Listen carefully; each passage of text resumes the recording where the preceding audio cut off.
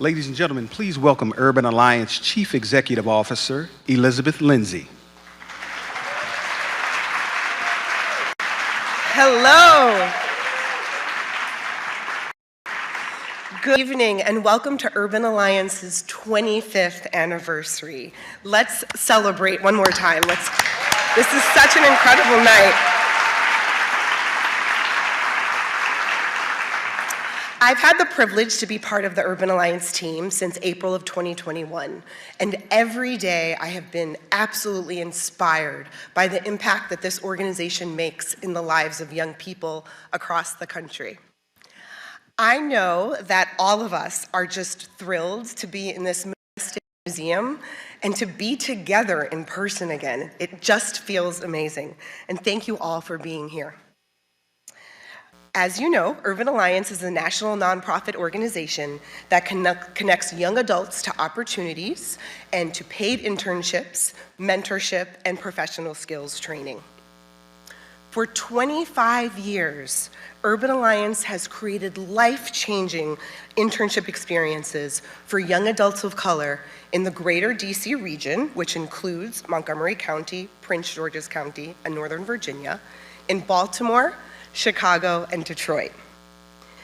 We truly help put young people on a path to excel, whether they enter college, enter into the workforce, start a business, or pursue additional training. The Urban Alliance staff has a credo that we repeat every day: students first. We believe that every young person deserves the opportunity to have access to equitable and inclusive opportunities. I would like to take a moment to recognize every person in this room who is currently working for Urban Alliance or at some point has worked for the organization. We would not be here without all of you.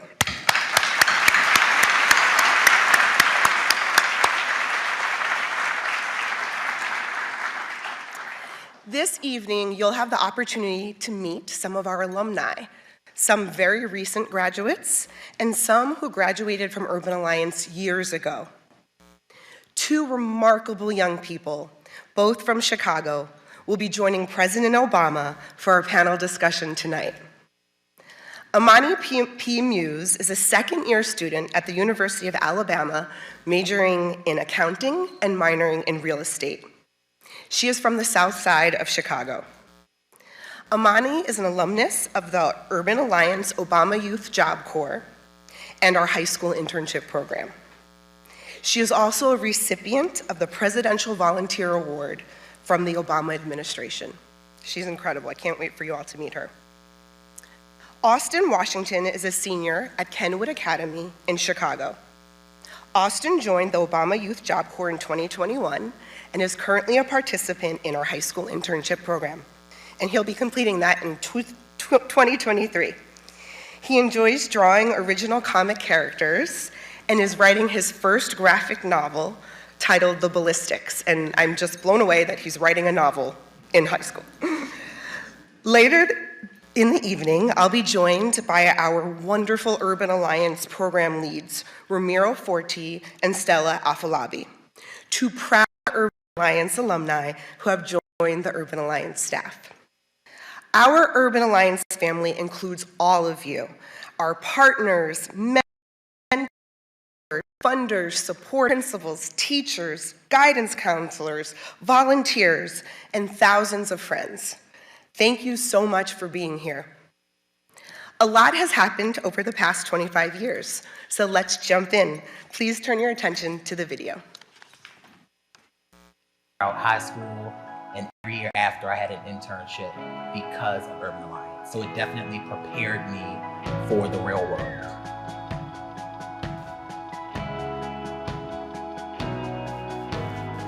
We found about 6 jobs, me and my friends who were all employed at our companies, placed the first 5 or 6 students in our places of employment.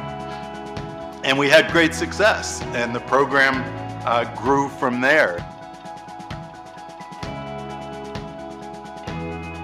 Our partners really appreciate the excitement of having a young person in the workplace. I'm looking for Urban Alliance to go global, and because we got those 140 offices and they're waiting. When I think about the partnership that we have with Urban Alliance, it's one of inspiration. It is really about giving them opportunities and exposure to career pathways that they might not otherwise consider.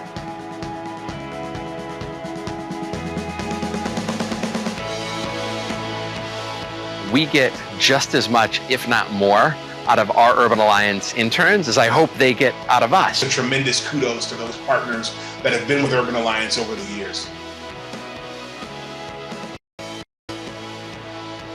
I think Urban Alliance fills this space to provide youth with employment opportunities to actually be a part of the economy.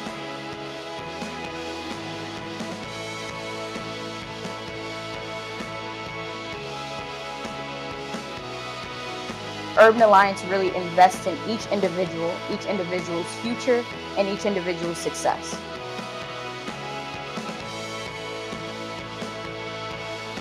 I would not be where I am if it wasn't for Urban Alliance, and I can honestly say that with confidence. Happy 25th anniversary, Urban Alliance. Happy 25th anniversary, Urban Alliance. Happy 25th anniversary. Happy 25th anniversary. And here's to another 25 years of changing the lives of thousands of young people.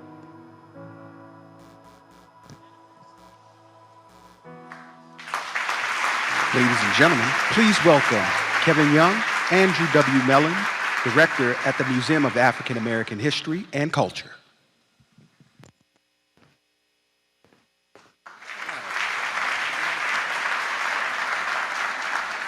Good evening, everyone. Good evening. Okay, we need to try that again, because where I come from, you gotta say good evening back. Good evening. Good evening. Oh, it's so great to see you. My name is Kevin Young, and I am the Andrew W. Mellon Director here at the National Museum of African American History and Culture.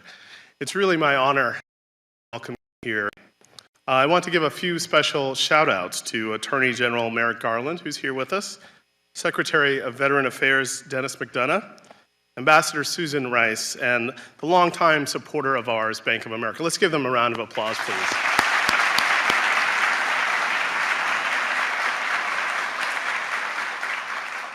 We are so excited to gather them here and all of you to celebrate the 25th anniversary of the Urban Alliance together in this space. And truly to celebrate what is an incredible pillar that they've been in the DC community for the last 25 years.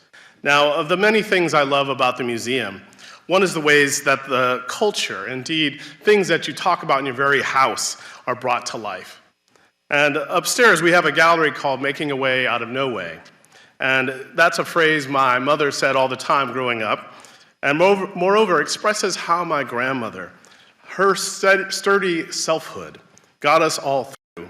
And this past May, we just celebrated her 99th birthday. So we got to give it up for Miss Annie Barfield.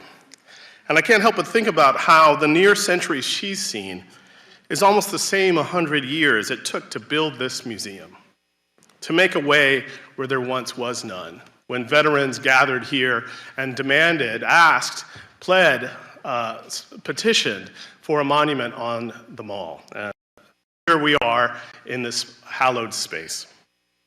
So that exhibition I mentioned, Making a Way of No Way, is on the 3rd floor, and it explores the power of organizations that are built in and through Black communities, and that are dedicated to uplifting and creating opportunities for African Americans. Ours, as you know, is a long-standing tradition of activism and community care, and making a way for education, for economic success, for opportunity out of no way. Now, of course, that sounds very familiar to you because the Urban Alliance has brought that tradition into the 21st century. And their far-reaching impact and legacy really speak for themselves. But I'd like to congratulate you all to Urban Alliance on 25 incredible years of service and success, and thank them for the great work they continue to carry out. We are honored to mark this occasion here at the museum. Let's give yourselves and them a round of applause.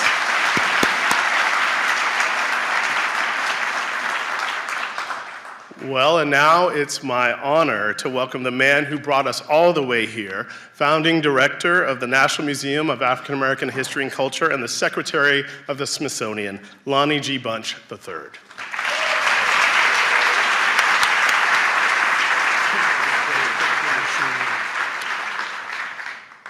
Oh yeah, I love this group. Kevin, thank you for those kind words, and thank you really for your leadership. It was really hard to turn over the leadership of this museum to anybody but Kevin Young. So Kevin, thank you for all that you've done. And thank all of you for joining us at, and I love to say this, the National Museum of African American History and Culture to celebrate 25 years of Urban Alliance. In some ways, it's very appropriate, as Kevin said, to house this event in this museum. Candidly, I have been so impressed for so many years by the impact you make. The work of Urban Alliance does to nurture the next generation of leaders. You've created an undeniable legacy that will continue to grow over time. And in many ways, you've changed countless lives for the better. Many of Urban Alliance's interns have come to the Smithsonian to gain valuable experience, professional development, and mentorship, including right here at this museum. And as someone said in the film, we were made better by that experience. While we think we helped the interns helped us even more. Last year, one of the museum's own, Darius Epps, was recognized as Urban Alliance Mentor of the Year in the DC area. Darius praised the enthusiasm and professionalism of the interns with whom he worked. He said, quote, "There's nothing like witnessing somebody that young step up and step into their own power and sense of self. That notion of being able to step into your own self and be who you hadn't been imagined you could be is really the power of Urban Alliance." And Darius isn't the only Smithsonian employee to be recognized by Urban Alliance. We have hosted high school interns in a variety of places throughout the Smithsonian from various chapters in Northern Virginia. And I'll tell you, I look forward as Secretary of the Smithsonian to continuing this mutually beneficial relationship so that young people can continue to work with tremendous Smithsonian mentors and make us better. Because by the collaboration, we all build on skills and the interns get skills that will help them succeed. Who knows, with little luck, one of you will be standing here one day as a Secretary of the Smithsonian and I'll be in the back waving, so.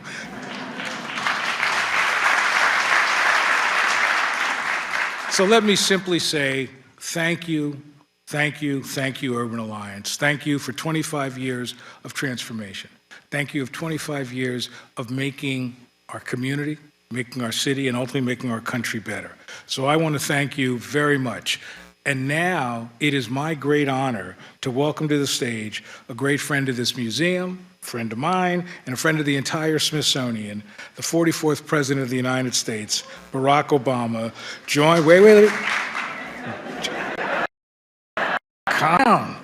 joined by Imani Muse and Austin Washington from the Urban Alliance Obama Youth Job Corps and High School Internship Program. Now you can clap. Thank you.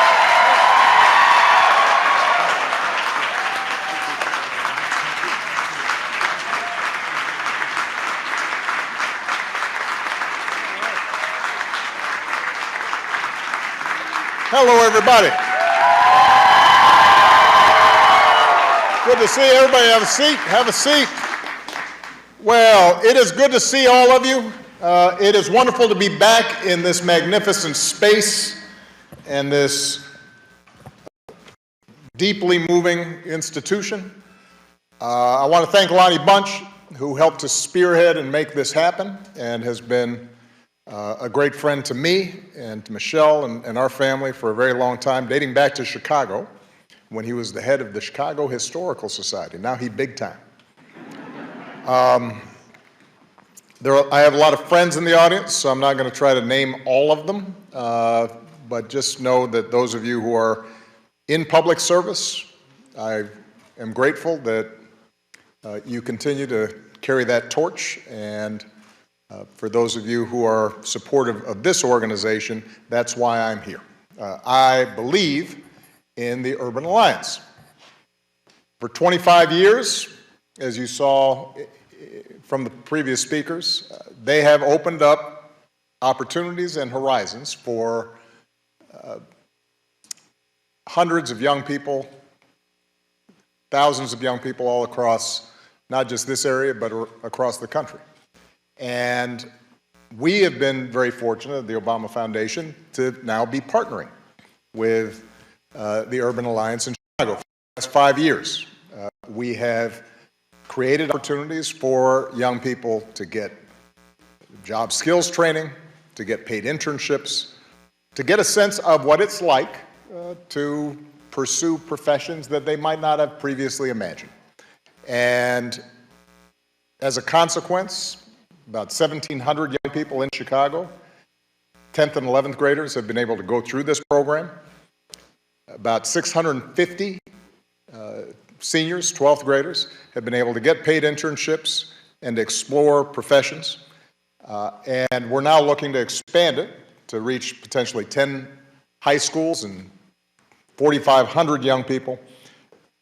And when I've had a chance to meet each of these young people, what has struck me is, number one, how much smarter they are than I was at their age.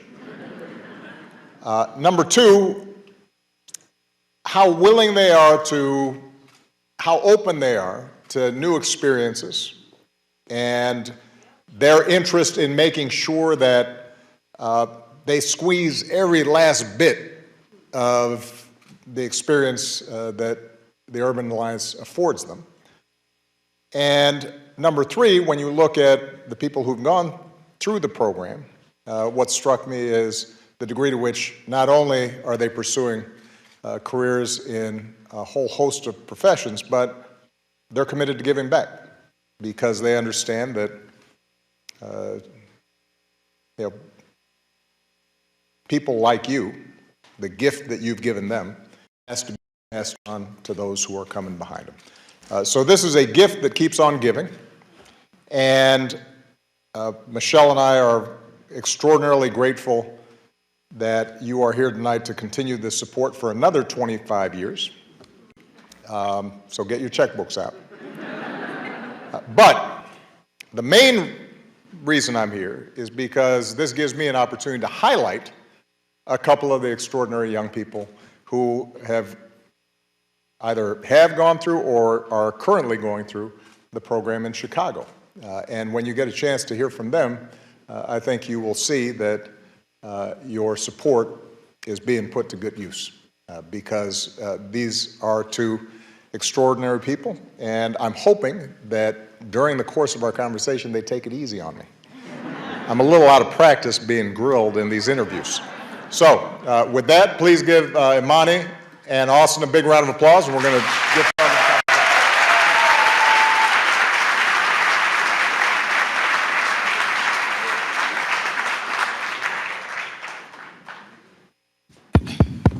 First thing we've got to do is a mic check. And the second thing we have to do before we start this interview, it turns out Imani is now at the University of Alabama, and apparently it's the rush process down there for her sorority. They doubted that she could get me to say "Roll Tide." Now, that's my point. This is not an endorsement. I don't want UGA fans or Clemson fans to start raining down on me with a bunch of negative comments. I'm just doing a favor, trying to butter up my interviewer here. So this won't make me take it easy now. Okay. So did you hear what she said? She wasn't gonna let up on me just because I did her that favor. All right, go ahead. Given your journalistic integrity, what question do you have for me, Imani? Well, thank you for passing it over to me. So hello, everyone. As stated a little bit earlier, my name is Imani Muse, and I'm here with my peer, Austin Washington, and we are so excited to be speaking with you this evening. Actually, 3 years ago, I was asked in an interview, who in the world would I like to talk to? And I said you. So now, 3 years later, I'm in the situation where I can. See so that? thank you. All right. Thank you. Thank you. So my first question for you goes a little bit into your presidency terms. Throughout that whole situation and experience, you experienced a lot of hate and backlash, not only for your race of being the first African-American U.S. president, but also for your views and opinions. How were you able to still hold so much love, respect, and grace for a nation that wasn't always ready to show that to you? Well, that's an interesting question. First of all, I can't say that I loved everybody after the presidency. That would be dishonest of me. But what I can say, Imani, is that anybody who goes into public service at whatever level, whether you are on a school board or you are running for a state legislative seat or you're a mayor or president, by definition, somebody got their phone on. It was you last time. I don't think I didn't hear you. You know what? You have to recognize that America is a big, diverse, multiracial, multi-ethnic, multi-regional democracy. There isn't really anything comparable to a country of this size and power that also is made up of people who originated from every corner of the planet. That's what makes the American experiment exceptional, is the fact that we, through trials and tribulations and struggles and sometimes going backwards, are committed to this strange experiment that says, just because we don't look like each other, don't have the same name, don't worship in the same way, don't, in some cases, share a common language at home, that somehow we can still get together and make decisions and sort out our differences and self-govern. So in that kind of setting, it is inevitable that there are going to be people who deeply disagree with you. And that, I think, is a given. Now, I will say that how we disagree with each other matters. And I think there were times during my presidency in which people disagreed with me less for what I said or what I did than who I was. But part of it didn't get me down most of the time, in addition to some extraordinary people who worked with me and supported me and lifted me up if my spirits ever got down. Part of the reason that it didn't get to me was because I had to constantly remind myself that there were a whole lot of people out there who voted for me. And then, even though we went through a lot of hardship, they voted for me again.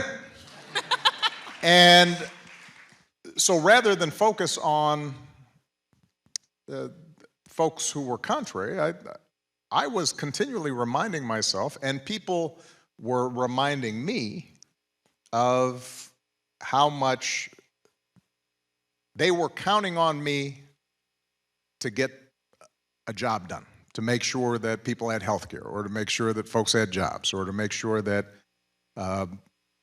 kids were getting a good education. And one of the things that I think both of you will discover as time goes on, and you're involved in big, hard projects that sometimes are frustrating and sometimes folks aren't acting right. One of the things you'll draw strength from is focusing on the work and keeping your eye on that prize and not worrying about the day-to-day stuff that people may throw at you.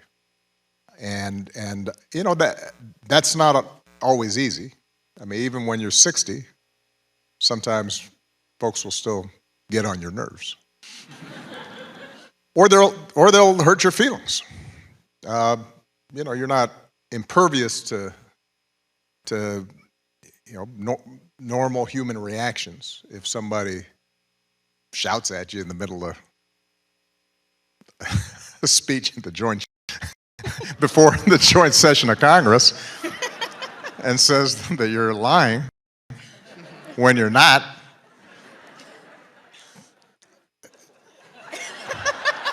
but if you're constantly reminding yourself of why you're there, and that it is in the nature of the democratic process that you're going to get that kind of raucous noise, then I think you're going to be okay. One last thing, since we're in this setting, that is very useful to remind yourself of is the work, whatever hardships I went through, and in fact anybody in this room went through, is nothing compared to the hardships that previous generations had to go through. Right? People were rude to me, but I wasn't lynched. People might have been rude to me, but I didn't have to drink from a water fountain that said, "Just for coloreds." And that's part of the reason why I think institutions like this and history is so important, is to continually maintain some perspective about how much progress we've made and also what remains undone. That's amazing. You actually said something at the end that kind of geared me right into my second question of remembering where we came from and how far we still have to go. And when it comes to the workforce, as someone who is young and about to really start entering into it, what can I do to make sure that all of the trials and tribulations that come with the young person in the workforce don't hold me to still continue to make a difference and make it easier for the young person to come? Well, as I said, you're way ahead of where I was. If you'd put me on stage like this at 19, I'd be mumbling and fumbling, and I wouldn't know what to do. So I think you, Austin, the participants in various Urban Alliance programs should feel confident, first and foremost, about your capacity to excel. And Michelle and I talk about this all the time. You know, as you're moving in whatever profession, whatever field you choose, what you'll discover is that at each stage, there's a certain discomfort that's natural. It's new. Each field, each profession has its own culture, its own language, its own phrases. You'll start off feeling as if you're making too many mistakes and other people are somehow doing better than you are. Very quickly, you should discover that a lot of the folks who are pretending like they know what they're doing, they don't actually know what they're doing. Their stuff's not that tight. And there's no room that you don't belong in, because people. I love that. You know, I'll just use my political career as an example. You know, when I got to my first office was in the state legislature. I got to the state legislature, and you know, I started looking around, and I realized, well, these folks are just like, this is like high school. You had some really smart people and conscientious and kind people, and then you had folks who were not that, and were ill-prepared and had no idea what was going on and would create drama unnecessarily. And so I thought, well, you know, this is the state legislature. once I get to the U.S. Senate, it's going to be different. And I got there, and it turned out it was just like high school. And then I was elected president, and now I'm going to these world gatherings, the G7s and the G20s, and I'm sitting with all these world leaders around a table, and it was just like high school. So they know I'm telling the truth. And that should be empowering for you, because what it means is that if you are setting high standards for yourself, if you know that you are working as hard as you can, if you know that you are treating other people with respect, if you know that you are keeping focus on mission rather than ego, if you know that when you make a mistake, you own it and you learn from it, if you know that once you're starting to supervise people that you are predisposed to helping them learn and you're not threatened by them, but you want to empower them, if you know that you're operating with integrity and high ethical standards, if you're doing all those things, then you can feel confident that there's nobody out there who is somehow going to be doing better than you. Now, that doesn't mean that you're not going to have setbacks sometimes. That doesn't mean that you're not going to make mistakes. There are going to be times where I've been disappointed myself in terms of how I performed in certain circumstances. But the goal is not perfection, right? The goal is that you are continually endeavoring to get better at what it is that you've chosen for yourself, and that you're trying to pass on that knowledge to other people. And if you do that, then I think you will do fine. I'm confident you will. Thank you so much. We don't have too much time left, so I'm going to pass it on to Austin. Yeah, let's clap it up for Imani, though, real quick. Thank you.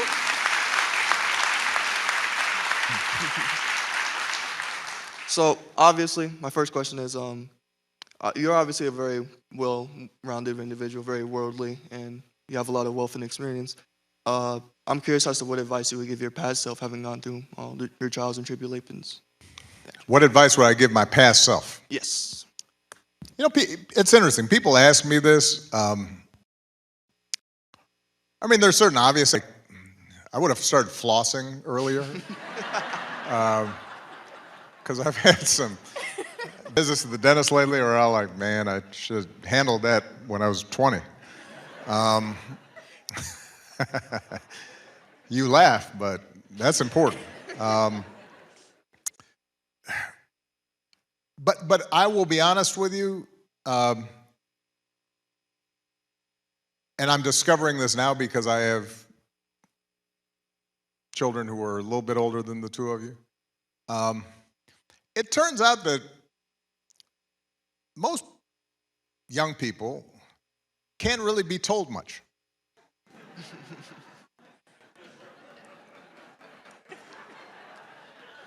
You'll give them advice. You'll be like, you know, I was once your age, and I did this boneheaded thing, and it didn't work out. So if you listen to me, you can avoid the boneheaded thing and not make the same mistake.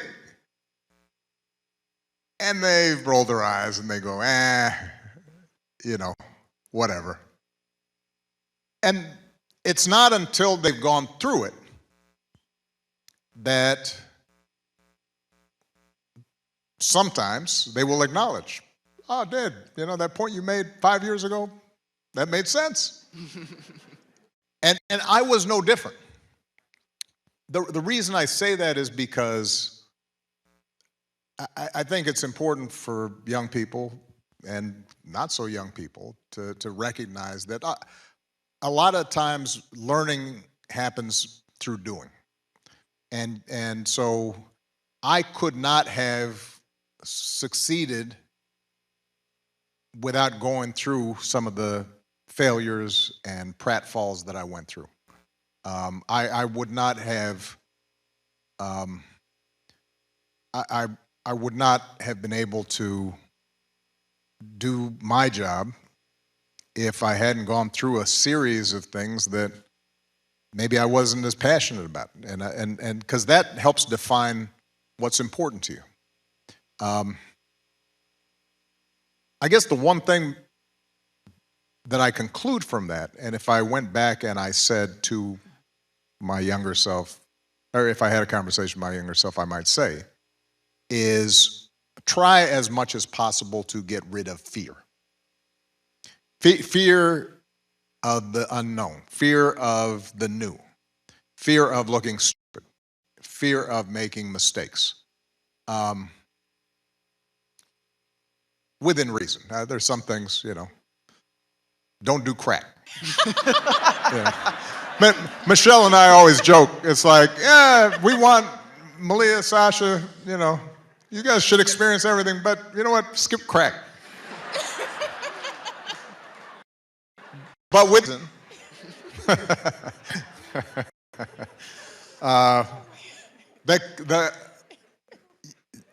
not feeling afraid, because fear can be crippling. And even when you're older, the truth is, I've said this before in interviews, I was at my best as president probably my last 2 years. I was pretty good the first 2 years, but the last 2 years, I had been through enough. I had seen enough. I had made enough mistakes. I had been down in the polls. I had been criticized. So that by the time I got to that last couple of years, I felt free of those constraints, which meant then I could just focus on doing the best job I could and learning and mentoring and treating folks the way I should be treating them. And that, I think, is a good thing for young people. And that's harder sometimes for young people of color, because our society sends messages that they should be afraid of the new. It does not always encourage risks. And the sense is that you have to, if you stray from a path, it is not a forgiving environment to make mistakes, because you will be judged more quickly. And hopefully programs like this will help to create a little more room for young people to be willing to take some sensible risks in their own lives and to be open to new experiences. All right? Yeah, it definitely does. There you go. Going through the entire process, I loved it. I'm sure Austin can say the same thing. And we're actually out of time. I'm going to give Austin one more question, because he prepared. Yes. He prepared two. Yes, please.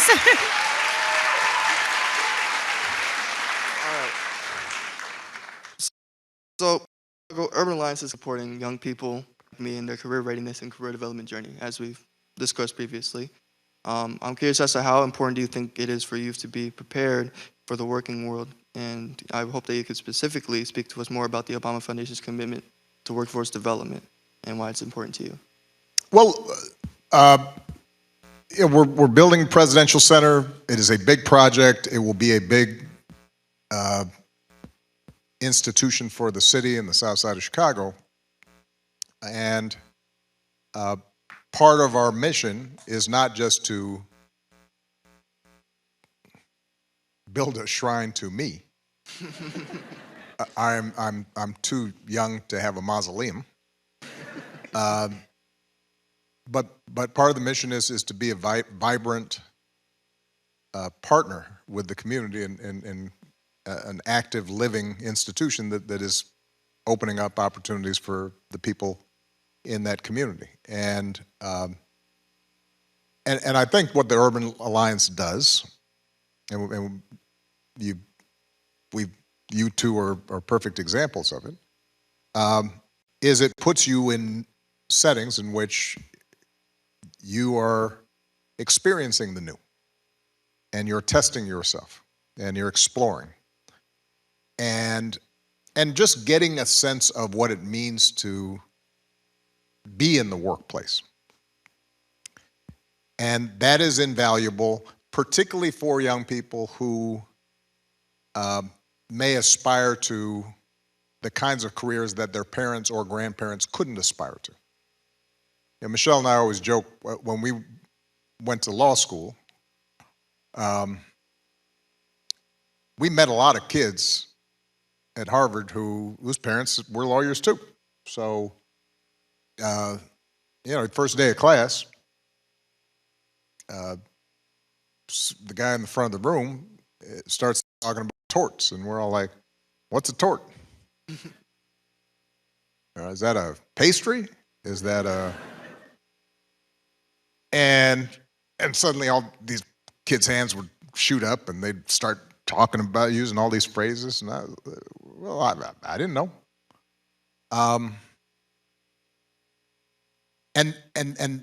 And that is an advantage that many young people have, that a lot of kids on the south side of Chicago or in Baltimore, Detroit, do not have. And so exposure helps bridge that gap. But there are also some basic aspects of the work world that have less to do with your performance and have more to do with how are you operating in an environment and a team. And that's also useful experience. How do you take on responsibilities and get projects done and have a can-do attitude and get stuff in on time and meet deadlines? You know, because let's face it, you know, school seems hard until you're not in school. Then you're all like, what? I think back on college or law school, and I was fortunate because I had worked before I went to law school, and I did very well in law school. People asked me, what was your secret? It was like, I had worked. So when I got back to law school and they told me, all right, you got like 2 classes a day, and then the rest of the time you can just lie on your couch and read with the basketball game on, muted. I can do this. So yeah, for young people to get that experience and start seeing, all right, the people who are successful, what habits do they have? How do they operate? How do they engage? How do they manage their workflow? That, I think, is as valuable as any specific skills that young people may be getting, and that's what, you know, Urban Alliance is designed to do. So, since we are over time, I will just close by saying that the two of you could not be better advertisements for why I'm here and why so many people came out tonight and continue to represent. As long as there's talent like you out in the world, that's going to make me feel extraordinarily optimistic about America and about the world. We can't wait to see all the things you're going to do to transform this place and make it better. All right? Okay. Thank you, everybody.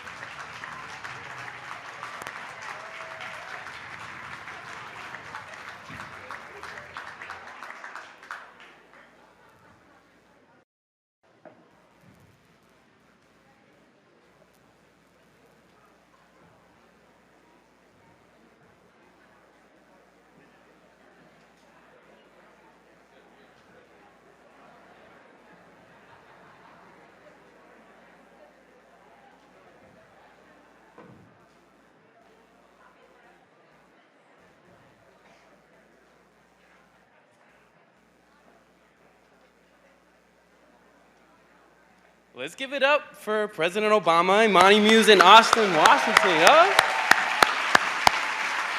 That's what we're all here about, man. Great job, great job. Good evening, everyone. I am Ramiro Forti.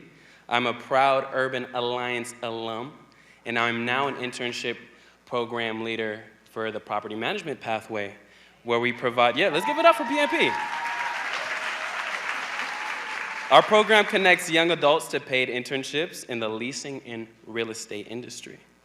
My experience with Urban Alliance, I like to sum it up in this way. When I began my program, my mom bought me a couple nice ties, right? And till this day, I still wear them, and for two reasons. The first reason, they represent all those moments I had with Urban Alliance as an intern, all the people I've met, all those opportunities that arose because of this internship experience, all the skills, all the tools. It represents that for me, that when I wear those ties, it reminds me of it. And then the second reason, obviously, because my mom has nice taste. Why would I throw away the ties, right? So, next, I'm honored to join you this evening overall to celebrate our 25 years of inspiring, connecting, and encouraging young people to achieve their dreams. So, round of applause for all our interns, alumni that are here today. Thank you all.